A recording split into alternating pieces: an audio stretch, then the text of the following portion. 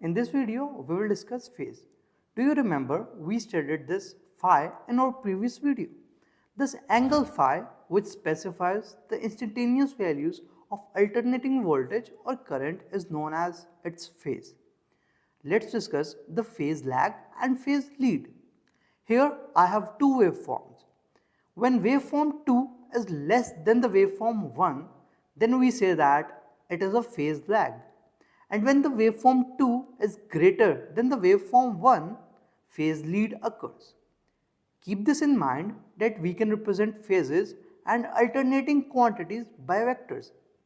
When we project a clockwise rotating vector along, it represents a sinusoidally alternating voltage or current.